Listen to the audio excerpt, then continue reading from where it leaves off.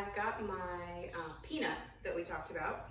It is basically just 2 lacrosse balls stuffed into an old sock, and then you tie it really, really tight at the top so that the lacrosse balls stick pretty close together and don't scooch around too much.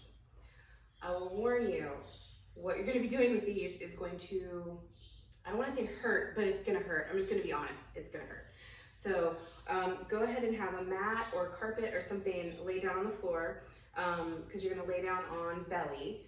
And what we're gonna do is put this peanut right above kneecap, on the meat right above the kneecap. And I'm gonna have you lay right down on it.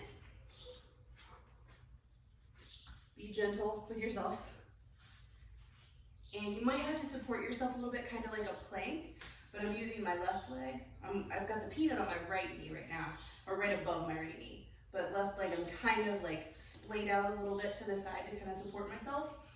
So what I'm gonna have you do is, when you've got a good amount of pressure on the top of that knee, right above the kneecap, what we're gonna do is act like we're curling hamstring. And we're gonna do that, say 10 times. And after you do 10 there, then you're just gonna roll up a little bit. Woo, that's tender. And do the same thing. Curl 10 times.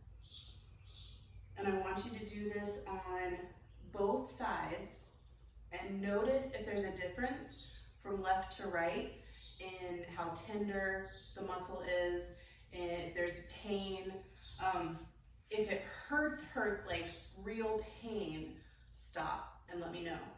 If it's more like, ouch, that feels tight, it feels sore, the muscle or the tissue feels like it's kind of like crunchy, then that's okay. That's kind of what we're after.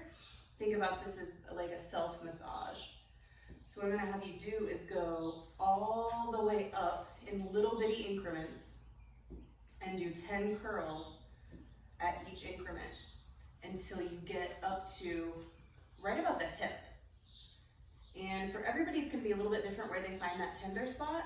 For me, it's right about the middle of the quad that it starts to feel like garbage, but I know that it's necessary to do. So let's say we've already moved all the way up, and you're gonna get up right in that hip pocket.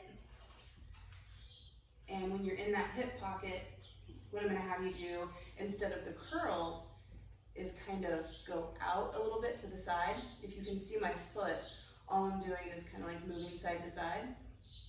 Because those hip flexors right in that hip pocket are very, very tight muscles, and they're supposed to be tight. So they're gonna feel very tender in a different kind of way probably. So just kind of move side to side on those about 10 times. And then do it on the other side too, starting at the very top of that kneecap. Don't ever put this on the kneecap, like any of the bone, but just right above that kneecap, right on the meat.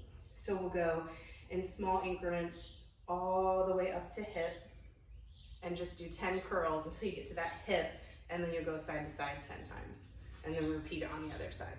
And after that, and you let me know how it's feeling, then we'll move on to some more inner thigh stuff, and probably some